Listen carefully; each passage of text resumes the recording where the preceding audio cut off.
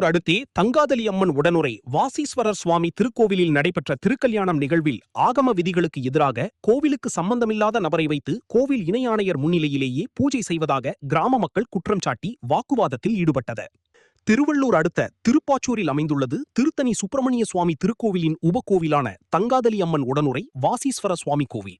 இங்கு ஆண்டுதோறும் வைகாசி பிரம்மோற்சவ திருவிழா நடைபெறுவது வழக்கம். அதன்படி கடந்த 14ஆம் தேதி பந்தக்கால் நிகழ்ச்சிகளுடன் தொடங்கியது. அதைத் தொடர்ந்து 18ஆம் தேதி முதல் அம்மன் வீதி உலா, சிறப்பு பூஜைகள் என 24ஆம் தேதி வரை நடைபெற்றது. அதனைத் தொடர்ந்து 25ஆம் தேதியான நேற்று காலை அன்னவாகன உற்சவம் திருவீதி உலாவும் நடைபெற்றது. தொடர்ந்து மாலை திருக்கல்யாண உற்சவமும் நடைபெறும் போது இந்த கோவிலில் சிவானந்த குருக்கள் என்பவர் கடந்த 29 ஆண்டுகளாக பூஜை செய்து வந்த நிலையில் கோவிலுக்கு சம்பந்தமில்லாமல் உபயதாரர்களை திரட்டி இந்த திருக்கல்யாணத்தை கொண்டஞ்சேரி பகுதியைச் சேர்ந்த பாலாஜி என்பவர் நடத்தினார். கடந்த ஆண்டும் இதேபோன்ற நிலைமை ஏற்பட்ட போது கோவில் நிர்வாகம் சார்பில் எந்த நடவடிக்கையும் எடுக்கவில்லை என கூறப்படுகிறது. இந்நிலையில் தொடர்ந்து இந்த ஆண்டும் நடைபெறுவதால் கிராம மக்கள் எதிர்ப்பு தெரிவித்தனர்.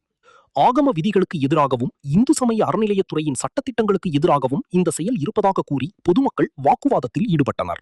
திருத்தணி முருகன் கோயில் இணை ஆணையர் ரமணி முன்னிலையில் இந்த வாக்குவாதம் நடைபெற்ற நிலையில் வேடிக்கை பார்த்ததோடு கட்டுப்படுத்த எந்த நடவடிக்கையும் எடுக்கவில்லை என கூறப்படுகிறது. இந்நிலையில் காவல்துறையினர் இரு தரப்பினரையும் சமாதானப்படுத்தி திருக்கல்யாண வைபவம் நடைபெற்றது. கோவிலில் திருக்கல்யாண வைபவத்தை காண வந்த பக்தர்களுக்கு ஆகம விதிகளுக்கு எதிராக செயல்படும் இந்த செயல் பெரும் அதிர்ச்சியை ஏற்படுத்தியது.